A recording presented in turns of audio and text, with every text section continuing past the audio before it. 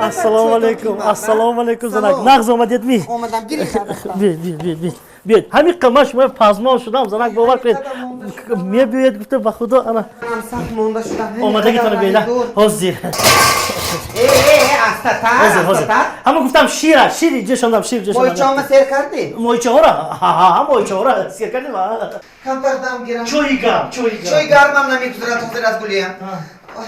خطسری ارومچی دوشنبه همین قدر سیرودم در قریب که جای نیست بارامو گرفتم همشه کم از به بار کردم دووتاز منم خانه به همین کارای کرده همه کارای کرده خانه به پس بامشتشتم خودم یک ایلاجی کرده اومدم آمدگی تو رو بید آمدگی تو خودش دعوت است برای ما باور کنید مردم لبا چوی بالا نه چوی هم اترا مونید مرکا جانم کنی کم در یک آغوشم بگیرم و حلاکی های ره برارم مرکا کس مرکا جان مرکا هم کنی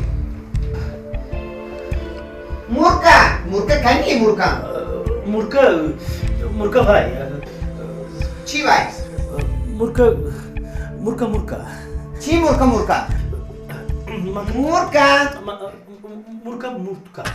چی کن؟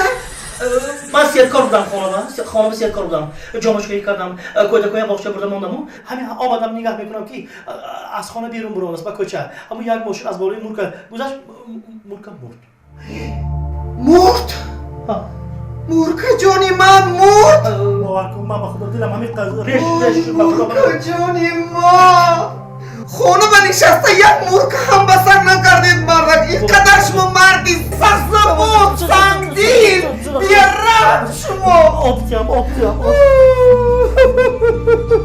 نمی باشم نمیره یک سخنهایی شیرین سخنهایی ملایم که دی گفته نمیشد می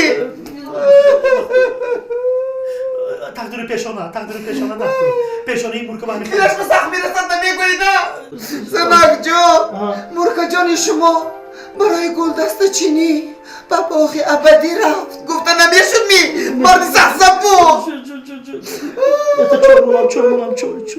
چرا خودم داشت سندیلی سخت زبو شدی من ماسکو جانو تقدیر شما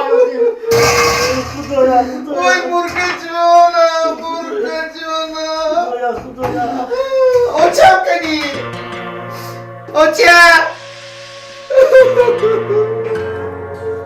اوچم کنی